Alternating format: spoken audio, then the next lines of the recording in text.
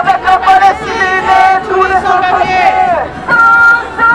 Solidarité avec la Palestine et tous les sans-papiers. Parce que cette loi est contraire à l'esprit en fait de la Constitution française, et notamment parce que la préférence nationale, qui est ce que voulait le Rassemblement national, c'est pas raccord avec la Constitution française. Voilà. Donc on espère au moins que le Conseil constitutionnel invalidera cette partie-là.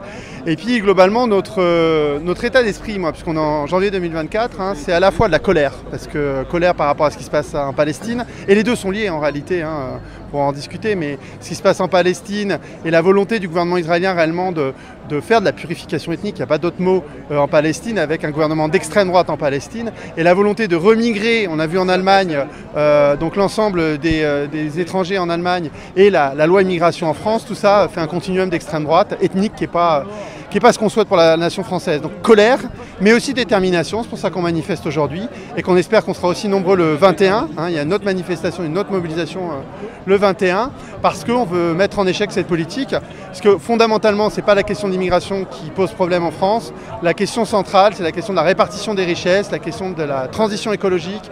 Il faut absolument indexer les salaires sur l'inflation, ce qui existe en Belgique, il faut bloquer les prix, c'est ça que demandent les Français, et là, on essaye de faire diversion avec le racisme et des boucs émissaires, et c'est pas ce que ça souhaitent les Français. Sans les immigrés, il n'y aura pas la France. Nous demandons la régularisation pour tous les sans-papiers.